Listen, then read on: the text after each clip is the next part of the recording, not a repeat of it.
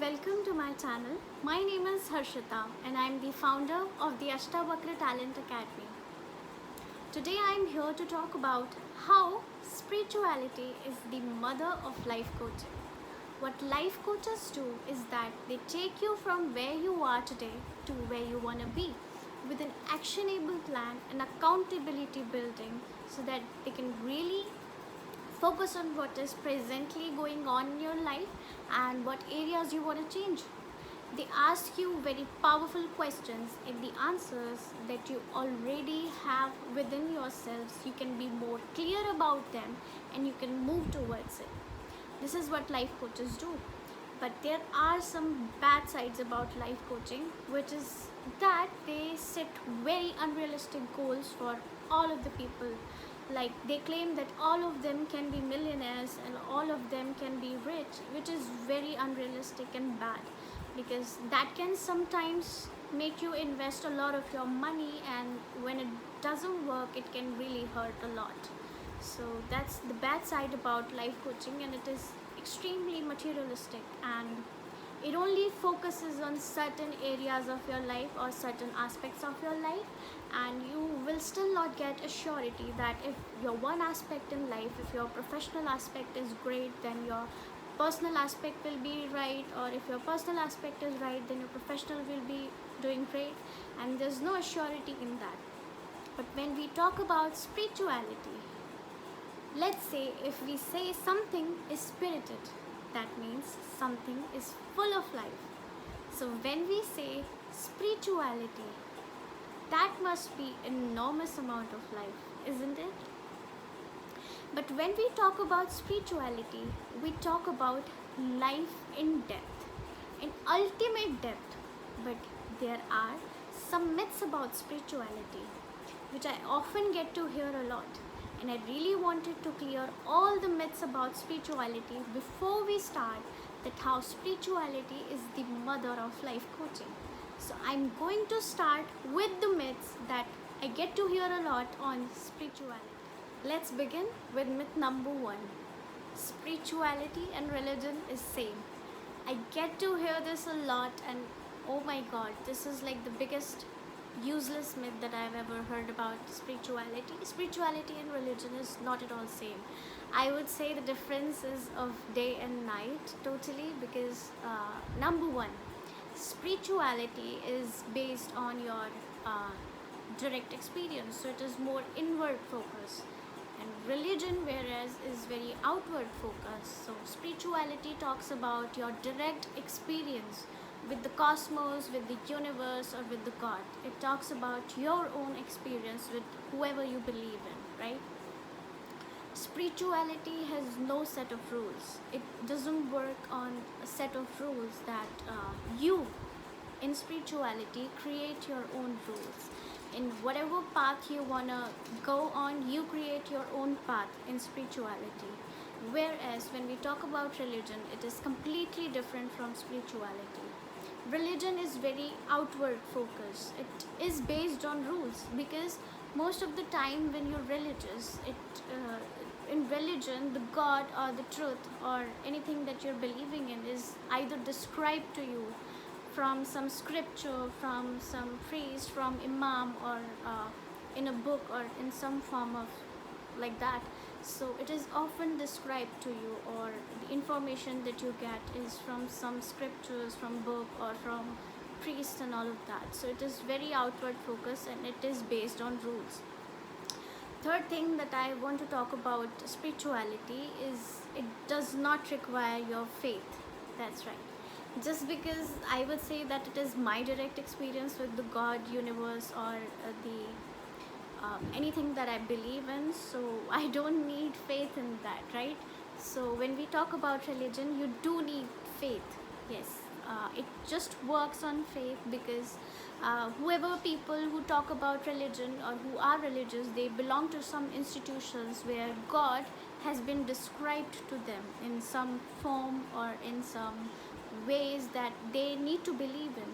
So only when they believe, what is being told to them, what is being described to them as God or the universe or the cosmos. Only that's the only way that they can be religious. But you can be spiritual without being religious. So this was the myth that I really wanted to break, and this is the most talked about myth, and there we go. So the next myth that I want to talk about is that when you are spiritual, the spirituality is renouncing all the materialism, and you just get away from everything and you just become spiritual and renounce all your home and everything. That is very wrong. In spirituality, you do not need to renounce anything, and to me it sounds very nonsense, because this is not the reality. When you're spiritual, I would say the spiritual person lives everything more intensely, experiences more everything intensely and totally. And I would say that the materialist is very poor, because he's doing everything in an unconscious way. So this is the biggest myth, that it is renouncing materialism. It is not renouncing materialism. It is living the life in depth. Everything that you experience, it is experiencing everything more intensely, more fully. This is what spirituality is about. The last myth that I want to clear is that the way it is just presented in today's world, it is for 60-year-old people. If nothing is going right in any aspect of your life, go and be spiritual. If you can't eat properly, if you can't sleep properly, if your head has begun to shake and you're not good in the rest of the aspects in your life, go sit with a guru, talk something spiritual. There's nothing in your life anymore. Oh my god, this is ultimate nonsense. So but I understand that this got gotten in the way, because it has been, spirituality has been propagated and manipulated in so many ways, and it has just been misused by a lot of people. I do understand it, but that's totally a myth, you people. So it is definitely not only for 60-year-old people. This is how confused humanity has been all the way. So I would like to tell you all that when we say that it is for the people who are not good in their any aspects of life, that is a complete lie. Let's say that how many of the human being is interested in life? I would say all of you are interested, right? But if something is not working right now, he says that he's not interested, or he, she, any human being would say that he's not interested in life. But suddenly, if you show him a little hope and things turn out well, suddenly he is interested, isn't it? No matter what, every human being in life is interested in some or the other way. And if you are not, you better be interested, otherwise life will torture you. Let me tell you one surprising fact. When we are in the early age, in our teenage or the adolescence, when we talk about it, most of the teenagers, they go out and try new things. They go on exploring things. They go on exploring their life, like to live the fullest, and with the sense of achievements, with the sense of, you know, exploring more about people, making a lot of friends, and, you know, things, the wildest and the most craziest thing that you would do in your teenaging, right? So what I really want to say is there are three core and major ideas that every teenager, or I would say every adventurer, would follow. That can sound that there is no spirituality in that, but I can surely tell you the relation. So the three core values are of independence, intimacy, and identity. These three are the core ideas that every teenager goes out to find. The identity crisis, oh my god, the sense of independence and finding the intimacy. This is what three core values that keeps us going to look for. We just go after it restlessly. We move on to one thing after another. We move on to one achievement after another to get the sense of identity, to get the sense of independence and intimacy. But there are so many teenagers who go into drugs and finding all of these things, and who go into depression and even suicide. And you just never know how their sense of being, oh my god, I am the greatest person, there's no one like me, you'll never know how it changes to there's no one who understands me. And that is very sad, and that is the reality of most of the teenagers, of most of the people in the world. And my people, we don't understand that this is not the case. You must understand what you're going through. When you're going with all of the crisis, with your ideas, with the conflicts you get into your minds, when you go out and look for something outside, when you don't realize that what is happening within you, you go into isolation. Most of the teenagers, they go into isolation. They just don't go out, they just don't meet people, and they get really bad thoughts about them, which is not what any teenager would want. I mean, at that age, at such a tender age, where you can achieve everything that you want, where you can live your life to full intensity, in full of depth, and they just do such things, that is very bad. And the core ideas that they follow, they fail to understand what they're going through. When they don't find these 3 core ideas outside, they get into the state of spiritual emergency. That's right. I don't think so that a lot of people know about it, but let me make it very clear to you. A lot of times we are going through our spiritual emergency when we go for these core 3 ideas, any ideas that we try to find outside, and we forget to understand that all the answers that we are looking for are here within us, and we can live life intensely and in depth when we are sure about who we are. So when I'm talking about spiritual emergency, this is a very new word. I am sure that a lot of you people may not be knowing, but you can also be going through a spiritual emergency.